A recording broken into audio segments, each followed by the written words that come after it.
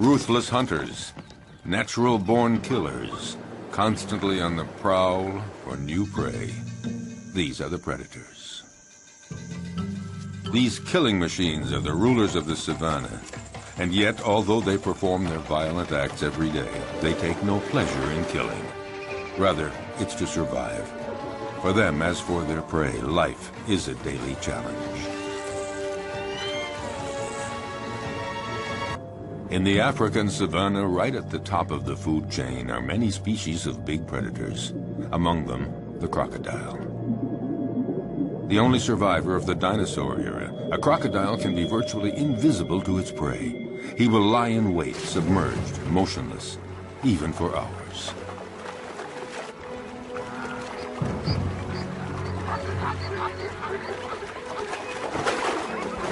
Fearsome, discreet, wily, he is perfectly adapted to life in the water and has the sinister reputation as the most dangerous killer in Africa.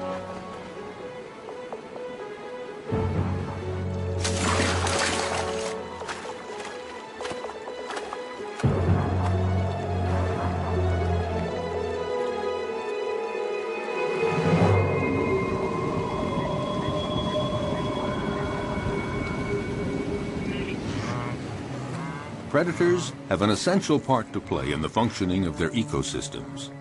By congregating at places where their prey can cause pollution, they limit proliferation, sparing other species that are few in number. Predators as a group, in limiting populations, help to preserve species that might otherwise eliminate one another.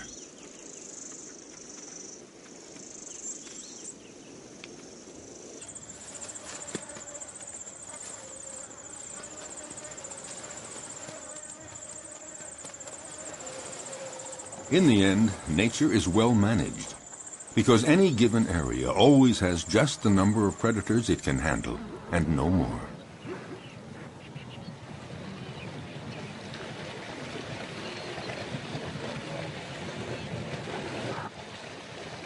Each predator has its own way of hunting. Their strength and speed seem to protect them from many dangers, but their never-ending need for food, for survival, drives them constantly to keep hunting. Even when prey is abundant, chances of success are never sure. Often it depends on the strategy of the attack.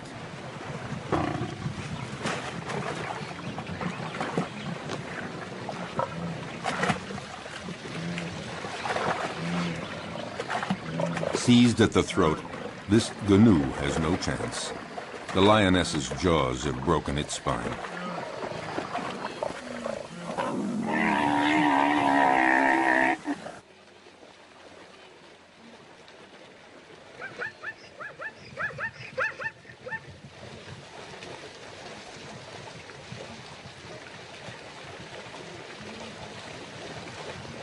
But the lioness can't lift her prey out of the water because the creek became too muddy during the dry season. She has to devour the animal here where it was killed, a rare practice. Usually several lionesses hunt together, but there are occasions of solo hunting, and then the lioness can rely only on herself to defend her kill. The prey has barely been taken when other predators start pointing their snouts toward the meal. Yes, it is not enough to hunt down and kill your prey. You have to defend it, too. The fury of a lioness can be fatal for a hyena. The sudden appearance of a buffalo might improve the hyena's chances. But is the big animal a real danger for the lioness? The buffalo keeps approaching, trying to frighten the lioness away from her kill. The herbivorous avenger forces the lioness to flee up a tree. High up in the acacia tree, she keeps a needle-sharp watch on what is happening below. Finally, the buffalo lets the lioness come down, and the hyena sees his chance evaporating. In fact, the hyena gives up. The lioness could return to the dead prey at any moment to finish her meal. No, the hyena would rather try elsewhere, where a family of cheetahs is hunting in the area. At one point, the contest threatens to become fierce unless the hyena is content to be a little patient.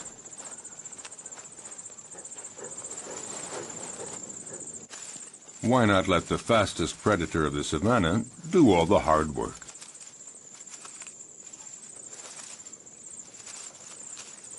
The female cheetah hunts alone because she can't count on her progeny.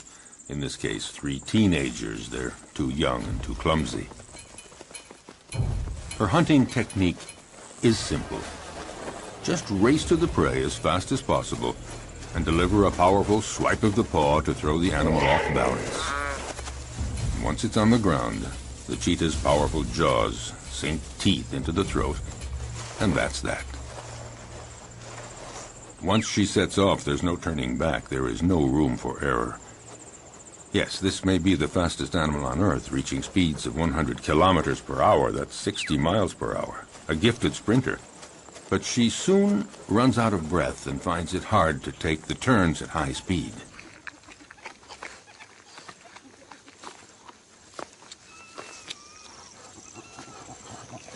She expends so much energy all at once that she needs a breathing space to recover. And these are precious minutes.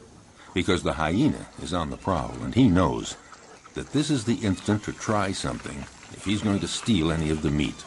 The young cheetahs waste no time in munching off the first bits. The cheetah senses danger. But what can she do? These kids are too clumsy to make any sort of organized resistance.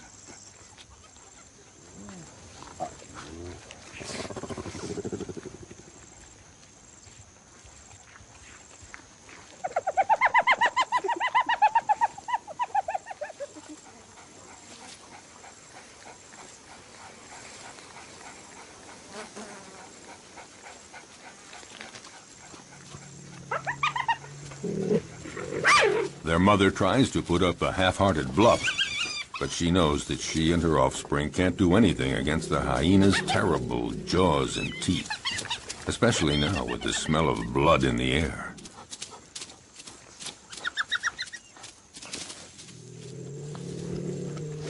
She doesn't even try to fight.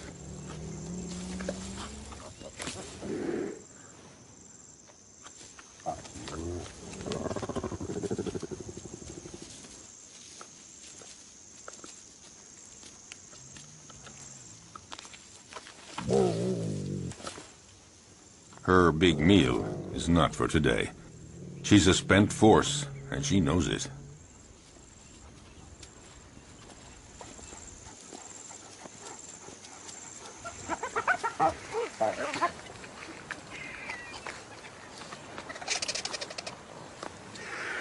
The scent of blood draws many scavengers. They're not considered true predators because they eat animals that have already been killed by others. A real predator hunts down and kills live, fleeing animals.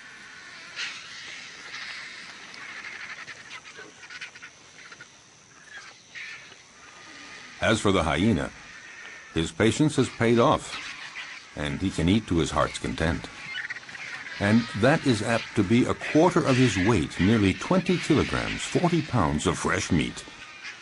Of course, the vultures might invite themselves to take some of it.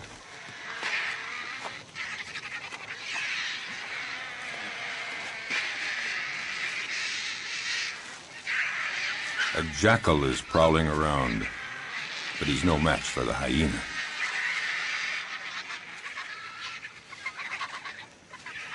He, in turn, will find his meal someplace else, since the vultures don't seem to be in a sharing mood, not even to give a morsel. So he has to fall back on more modest prey.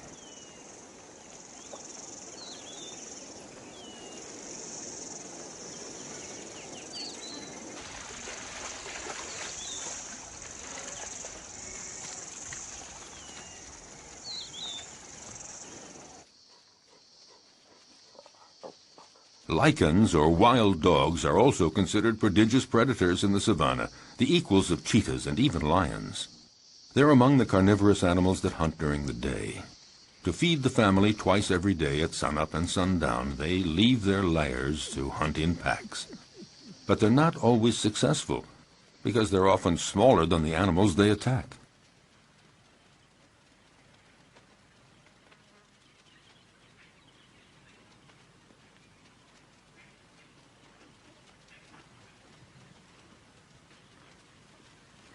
These creatures are classified between the dog and the hyena, and they're sometimes called hyena dogs. They drink very little, and their prey can be antelope, zebras, gazelles, and gnus.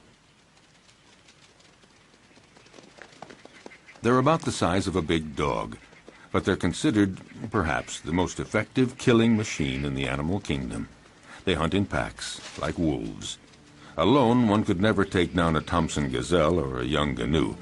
So it's vital that they hunt in packs, and this requires a well-planned division of labor.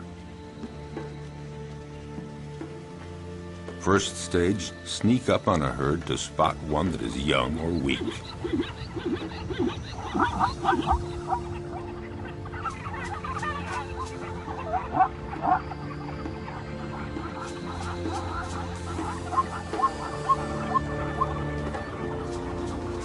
Next, chasing down in relays. They charge the herd to scatter it and isolate the victim.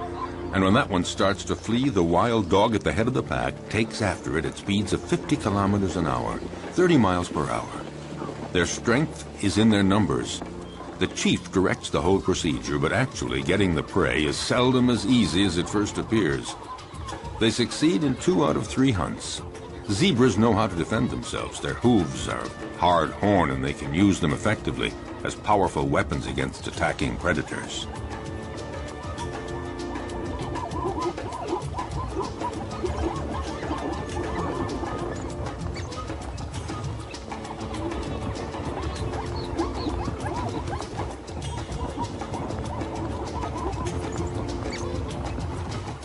This time, the zebra herd manages to fight off this pack that isn't really prepared for this morning chase.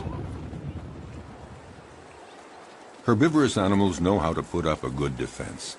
Elephants stand very tall, and they fear none. But the others have to learn the behavior patterns of their potential predators. They know when they're hunting and when they're not. So it's common to see a herd of zebras calmly munching plants just a few feet from a relaxing lioness. But the zebras are watchful all the same. The stallion stands slightly apart like a sentinel. When he senses danger, he alerts the others with a whinny. Instantly, they all form a group and they flee together, with the stallion bringing up the rear, where he can nip the legs of the slow zebras to make them keep up with the others. But the greatest danger for all of them is crossing a river, because it's there that crocodiles lie in wait. If crocodiles are seen as the most frightening predators on the planet, it's because they're not only clever and strong, they have another weapon: their patience. They can go for months without eating, but after a fast like that, any prey passing within range of their massive jaws would have to be very lucky to escape. Armed with about 70 teeth, a thick body armor of scales, and powerful appendages that they can use to leap their full body length, their attacks are furious and frightening.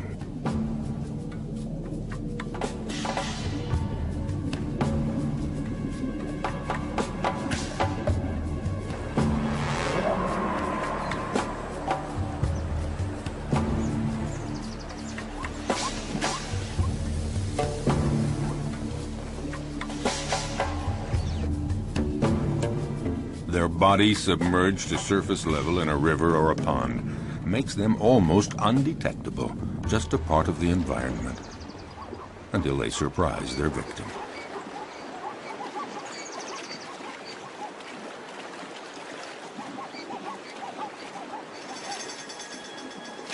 Buffalo, zebras, antelope, these are perfect prey. And slippery shoreline mud or steep riverbanks often make it hard for the prey to get away.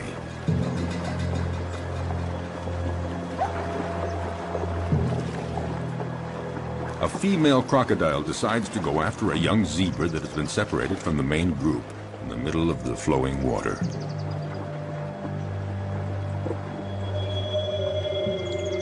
It's not a fair fight.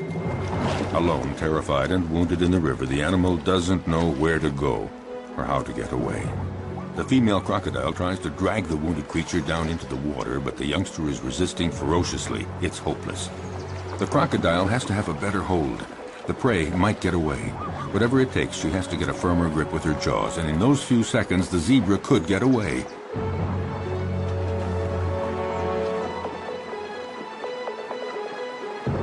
Suddenly, the vise is loosened, Instantly, the zebra takes advantage and breaks away, desperately climbing up the riverbank. Exhausted by the violent struggle to stay alive, the young zebra has to rest. But lions are always prowling along the river, seeking new prey. The young zebra's minutes are numbered because she is wounded. And in the savannah, a wounded animal is as good as dead. Here at the river, the lions have this prey for the taking. In fact, they have a wide choice of animals that are fatigued from crossing the river, or sick, or wounded, the ones that trail behind the herd.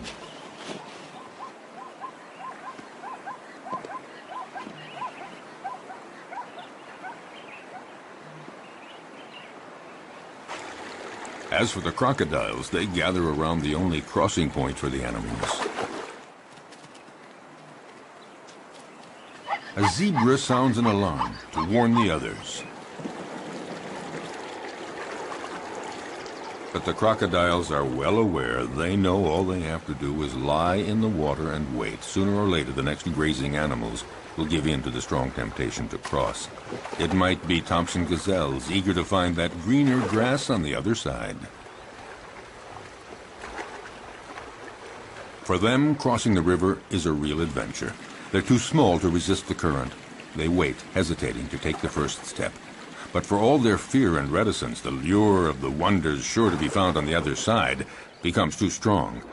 The ones motivated by frantic urges to migrate often pay for their audacity with their lives.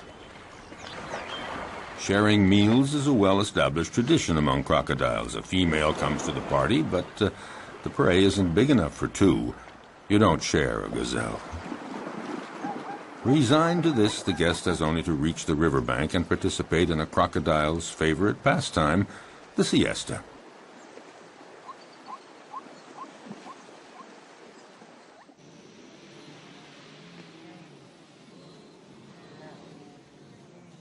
But during the mass migration across the Masimara Plains, danger comes not only from crossing the river, it lurks everywhere.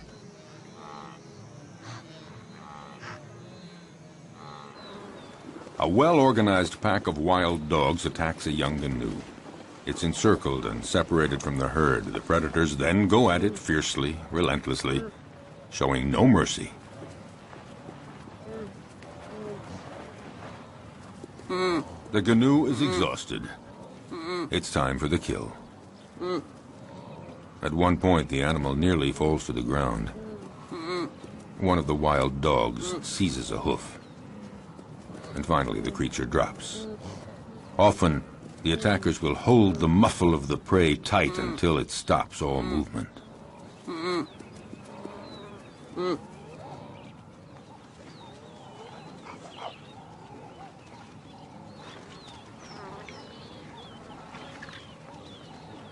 Now it just remains for the predators to share the meal.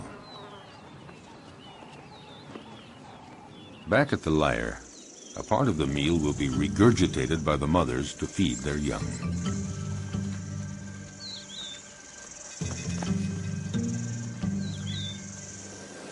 It may seem that predators are ruthless. They show no mercy at all. But they kill only when they're hungry. Their potential prey senses this. As we saw, herds are often oblivious to lions walking almost beside them. But if a herd senses that a lion is hungry, they are away and fast.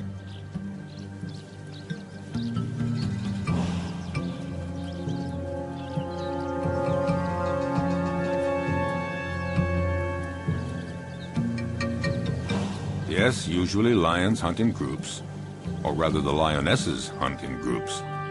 Males take no part in the hunting. They are content to feast on what the females bring in. What lions like most are gnus and zebras, the slower animals that are easier to run down, not the gazelles and antelope. Actually, hunting any animal is always difficult.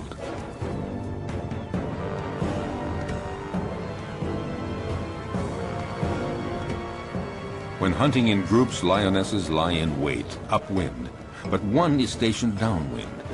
They wait for the right moment, and then come out all at once, heading straight for the herd. The targeted animal is, of course, terrified and runs in all directions. There's every chance that the ambush will be successful.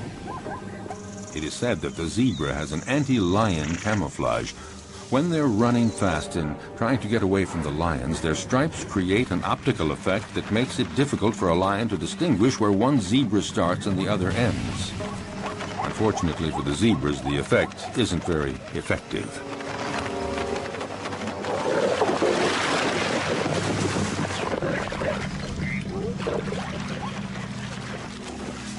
A lioness kills by strangulation, and it's a slow death. The victim tries to get breath. It might take 10 minutes before the animal dies. The success score for females that hunt alone is fairly low. It's about 17%, one kill in every 5 attempts. This makes the survival of the lion cubs fairly uncertain. It's not surprising that they prefer hunting in groups. Today, the lionesses and the cubs are eating as fast as they can before a male comes along to take his share. When a male is present, he is always served first. But this time, Mom and the kids will have full stomachs. All the same, the odor of the carcass draws famished hyenas.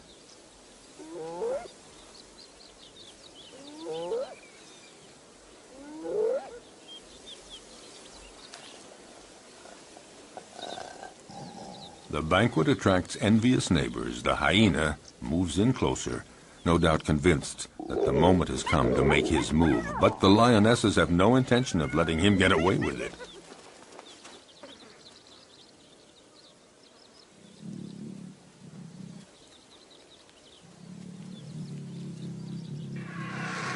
He's going to have to wait until the lion family has had its fill, and then he will move in to find they have left him a few bare bones.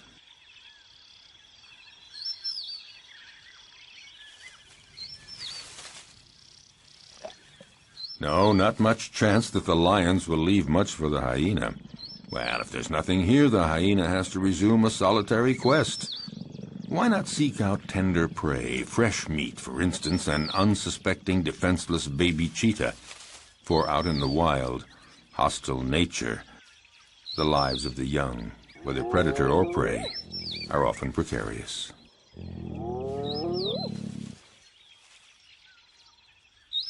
However, the hyena just might have a difficult and dangerous fight with the mother. Intimidation, dissuasion, will he dare?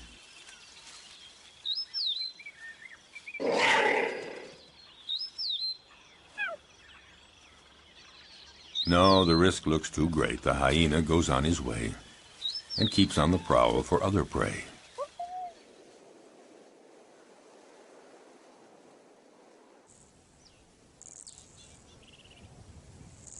His courage seems to have deserted him for trying another attack. Off the hyena goes looking for any food to quell the pangs of hunger. Once the danger is over, the mother cheetah is required to leave her little ones and go off to hunt. But will they be there when she returns? In the savannah, cruel choices have to be made. The hyena appears to have gone off and is now far enough away. The cheetah has to go for it. A quick hunt and then back to the lair.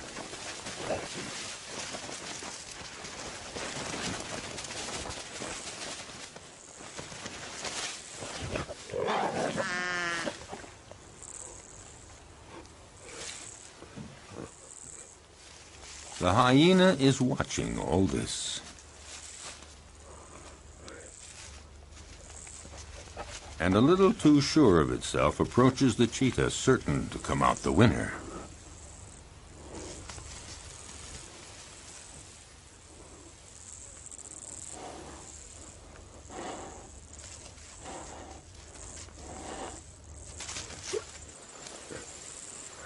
But just then, a new character walks on stage, one that was not expected, a lioness. This one is really sure of herself and determined to turn the situation to her advantage. Nobody dares attack her. The hyena and the cheetah are left on their own.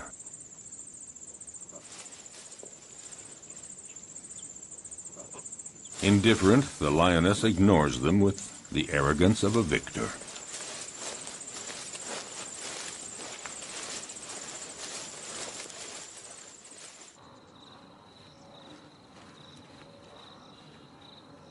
Vexed, the hyena, again, goes off to a safe distance. Out of breath, the cheetah isn't too sure that she'll have a meal today. She'd better just go back to her little ones, or maybe make one last attempt under the watchful gaze of the hyena, who more than ever is looking for his slightest chance. By now, other hyenas are present, curious to see how well the cheetah will do. With energy born of hopelessness, the cheetah begins a frantic chase in pursuit of a canoe, but she lacks conviction and is too soon out of breath.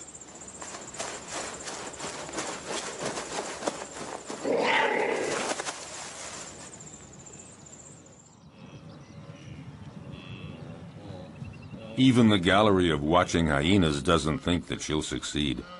However, they join others of their pack and profit from the panic caused by the cheetah to attack a wounded canoe. The lone hyena would very much like to join the party. Well, aren't there cordial relations among all members of the same species?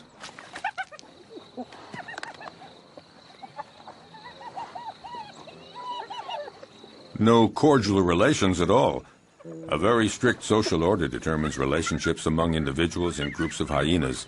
The loner is not part of this group, so the dominant female directing the group chases him away in no uncertain terms.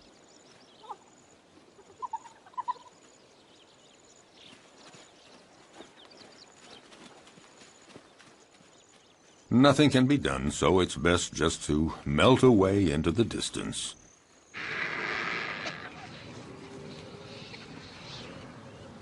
The dry season is drawing to a close, and carnivorous animals are finding less and less game, and they're growing weaker. The hyena has been walking for a week, looking for food, doing anything to blot out the terrible pangs of hunger. He has just about enough strength to stand up and return to his lair.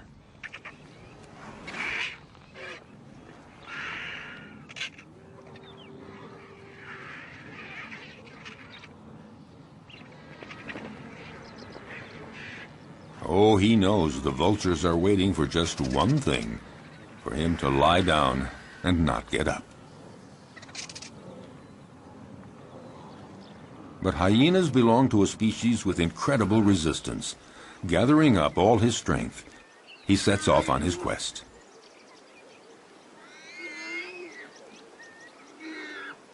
He isn't lucky and doesn't have the strength of a lion, but all the same, his plight isn't so bad compared to that of the warthog that the lioness has no hesitation in devouring while still alive.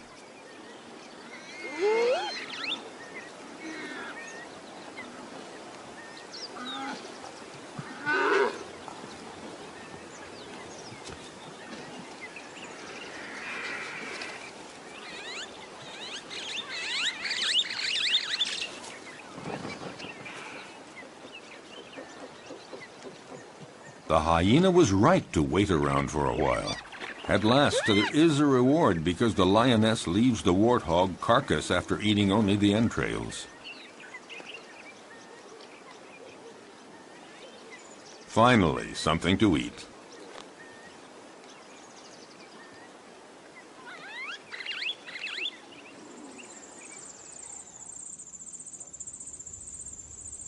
Even among lions, survival isn't always so easy, at least not for the cubs. They may be the offspring of the animal king, but their future is often compromised.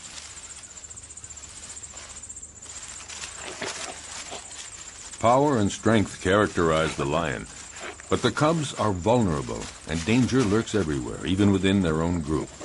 Actually, among the lions, everybody seems to be getting along with a certain intelligence. The females within a family are taking good care of the little ones.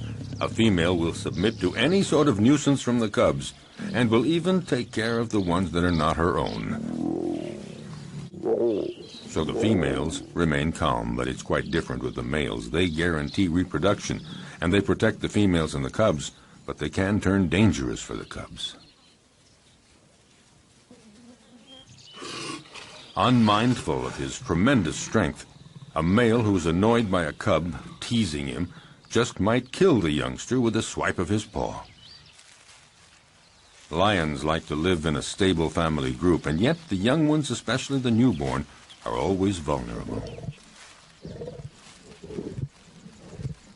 Prudently, a female about to give birth distances herself from the group and finds a lair where she can have her cubs. She wants to find a natural hiding place where hyenas and jackals and cheetahs can't get at the little ones, and to keep them safe from the male lions that might come to take them. A female may have as many as 6 cubs at a time, but only 1 in 5 will survive to adulthood. Cubs are most fragile during the first 20 months. Then they are young adults. The mother lioness has to leave her cubs in the hiding place and go out to forage for food, but she never knows whether when she returns she's going to find them dead or alive. Will they escape the prowling predators? The lioness is now isolated from her group, and she has to hunt alone. Her predatory hunting instincts have to overcome her maternal feelings.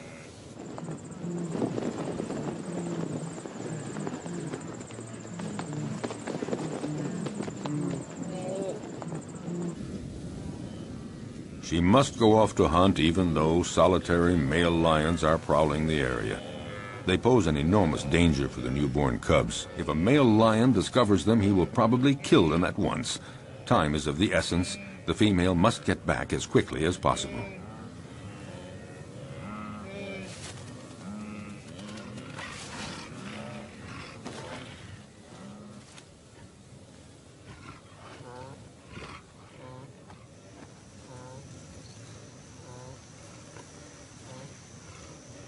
A lion, alerted by the noises, emerges from a thicket.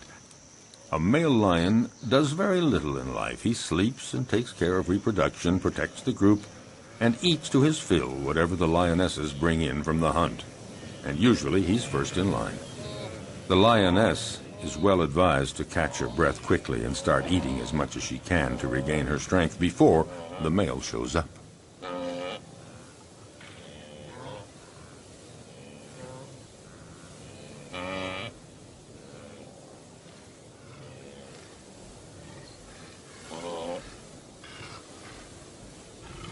"5 kilograms, 10 pounds of meat every day. That's what every male or female lion requires for survival. But one might eat up to 35 kilograms, 70 pounds, at a single meal. The effort has been so strenuous, the lioness has to recuperate for a good 10 minutes before feeling strong enough to begin eating.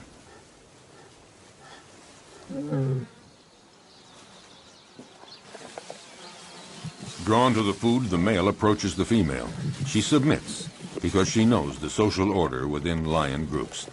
Males take first. Hence the lion's share, and here it literally means that he takes all the best pieces for himself, and he takes them before anyone else in the group. A male lion can be the most powerful predator of the savannah if he chooses. He's fearless. No animal would ever approach his killed prey. The lioness can only wait, resigned to the situation, and go off to her cubs.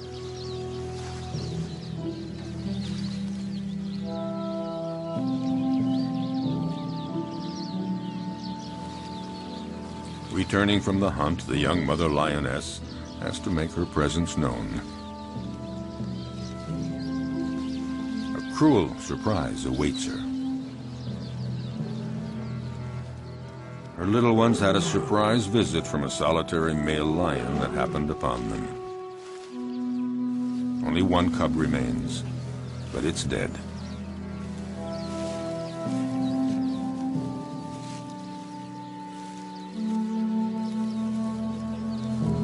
She takes it and wanders through the savannah for a long time.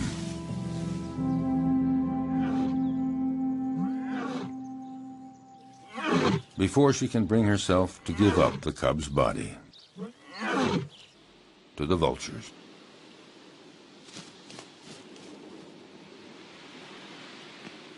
Accused of killing for pleasure, predators have incurred a bad reputation, and yet, for over half a century, many scientific studies have proven their usefulness.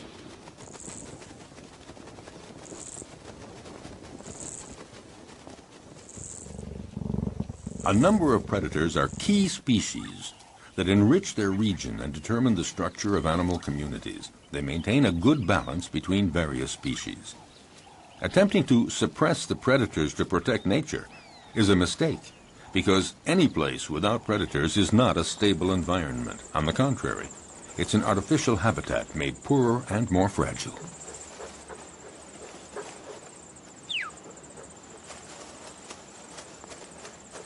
Following an implacable and ferocious law, by attacking the most vulnerable individuals, predators remove weak and sick animals from nature to the benefit of the stronger animals. For all that, the life of a predator is not so simple. Nature's implacable law applies to them, too. A sick predator, one that is wounded or not very good at the art of hunting, will in turn disappear. Learning to be a good hunter requires a long period of instruction. For example, a female cheetah has to take great pains teaching her young to hunt, so they learn to recognize and stalk down their future prey. They have to be taught how to choose prey, sense all its reactions, and know how to get it. Most important, young cheetahs have to master the essential swipe of the paw that knocks running prey to the ground. As a rule, the cheetah is certainly a superb sprinter, but since they can't take the quick turns at high speed while running, they have to rely on striking their prey precisely and forcefully with one paw, throwing it off balance and dropping it to the ground. The students learn this by practicing on a young live antelope provided by their mother.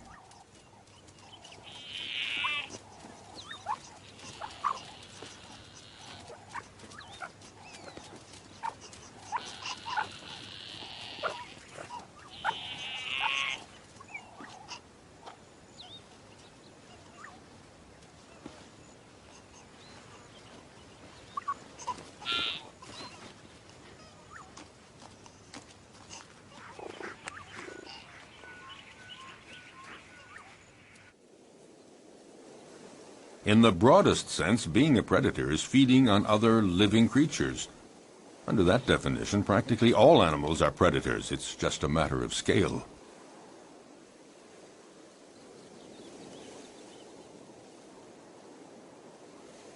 In the savannah, baboons are, for the most part, omnivorous. But sometimes they reveal themselves as accomplished predators. The males have no hesitation in attacking other mammals that they may encounter on their way.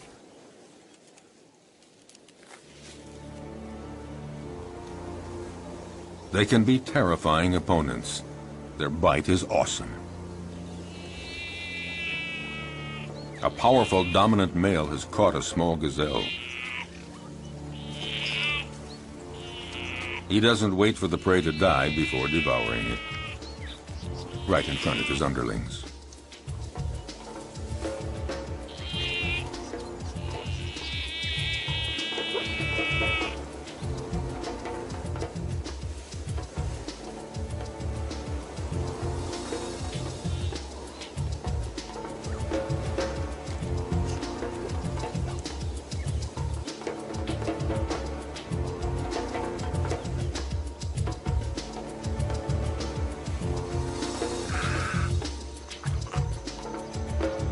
This male may leave a few scraps for others, but only after he's had his fill.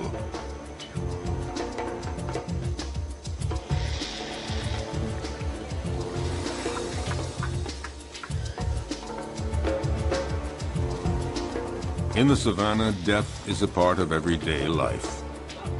The baboons set off for new horizons.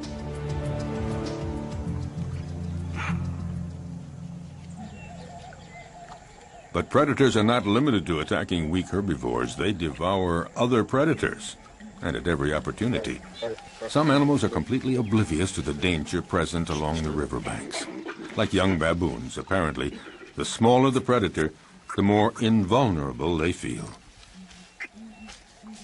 Foolhardy or oblivious, the baboons have apparently decided to tempt the devil, and this particular devil is a crocodile.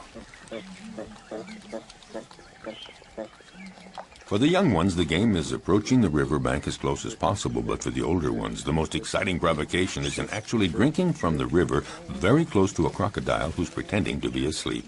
It would seem that the one taking the greatest risk is matching himself against the most dangerous predator of the river. A youngster takes one chance too many, and things get dramatic.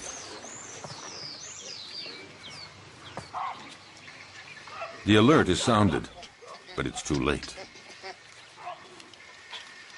The entire group looks on helpless, seeing the young baboon in the jaws of the hungry crocodile.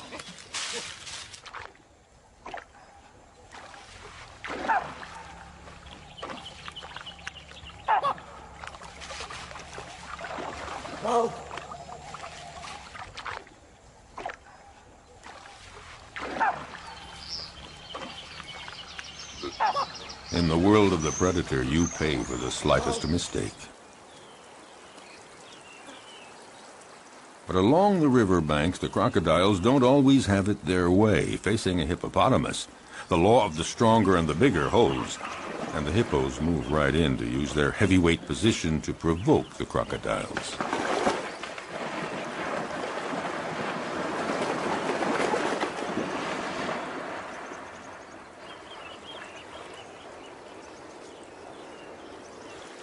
The hippos and the crocs live together in the river. The crocodiles may present no direct threat to the hippos, but all the same, they might go for a young defenseless crocodile.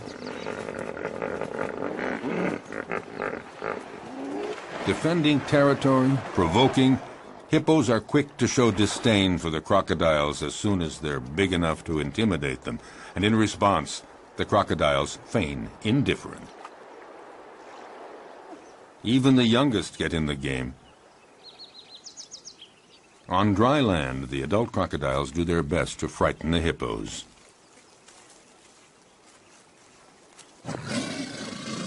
They multiply their efforts, but the massive creatures don't believe a word of it, so to speak.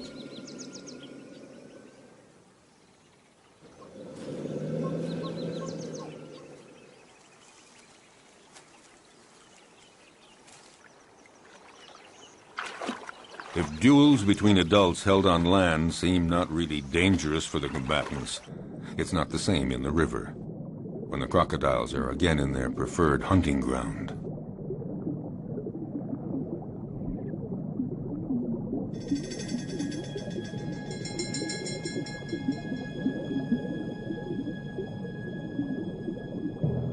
In the aquatic element, a crocodile is ruthless, facing a young hippo. Didn't realize how dangerous it is to get separated from the group.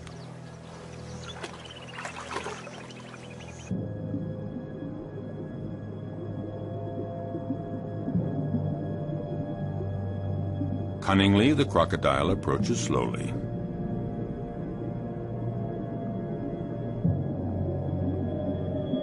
Very calmly, it pursues the prey, waiting for the right moment to strike. Feeling safe, not sensing exposure to any danger, the hippo swims down in the water. And the crocodile glides effortlessly. He's in no hurry.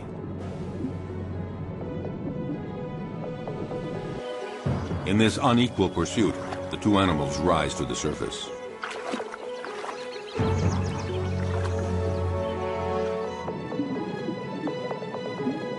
It only remains for the crocodile to pounce and pay no penalty.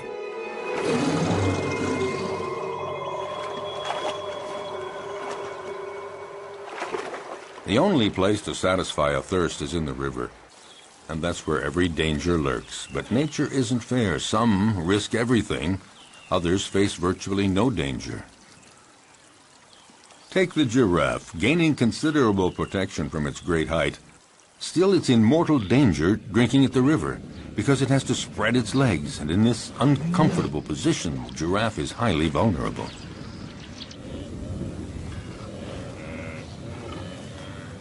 If there's no shortage of game here, it's because every year the migration cycle of the herbivores of Serengeti conducts 1.5 million gnus and countless other animals across the Masai Mara Plateau to Kenya to spend the summer.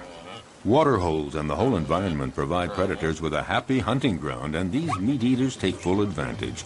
Nevertheless, the actual hunting is far from assured.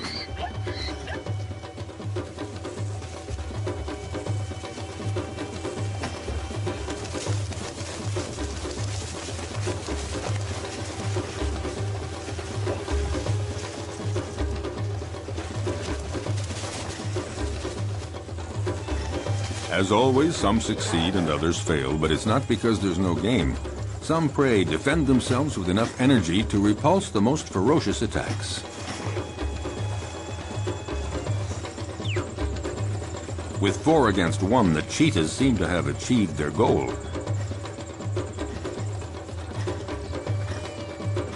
But such combats don't always end as predicted. It would appear that the cheetahs have the advantage, but that doesn't take into account the endurance of their opponent or the canoe's instinct for survival.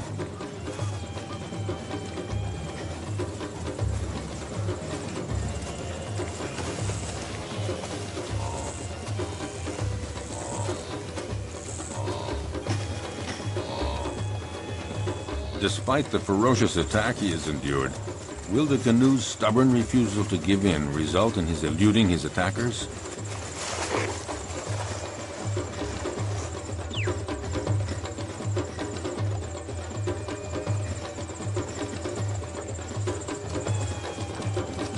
Thrown off balance by the canoe's sustained fury in managing to escape their claws and teeth, the cheetahs seem unable to administer the fatal blow. Suddenly, in an astounding burst of energy, against all odds, the canoe does manage to escape from all those predators. Totally exhausted by all this, the cheetahs give up.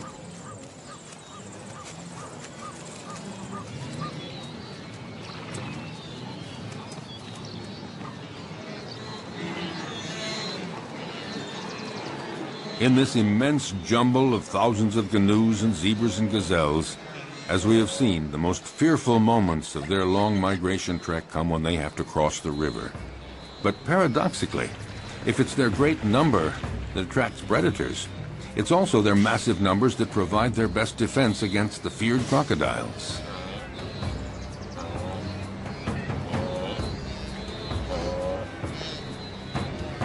The canoes throw themselves into the river, where the crocodiles await them to conduct them to their doom. But there is such a density, so many animals churning in all directions. In this confusion of horns and hooves, the crocodiles are confused, unable to find a precise target. Some of them even stomp on crocodile heads in their frantic, panicky movements.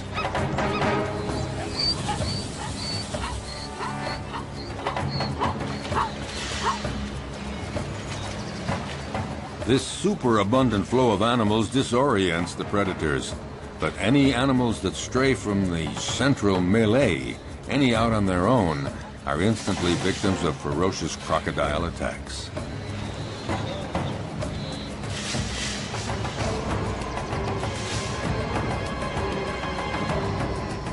The prey is seized in a single leap, the victim rendered rigid by the pain of the bite, held firmly in those massive jaws, and the crocodile begins to devour the animal. Often several others quickly come to share the feast, unless the first crocodile can manage to plunge the prize to the bottom of the river. If there were not predators on the Great Plains of the African savanna, it would create a major imbalance in the proper development of the ecosystem. Nature creates a balance where each animal has its place in the food chain. All species reproduce and evolve according to a cycle that allows them to live together in the same territory.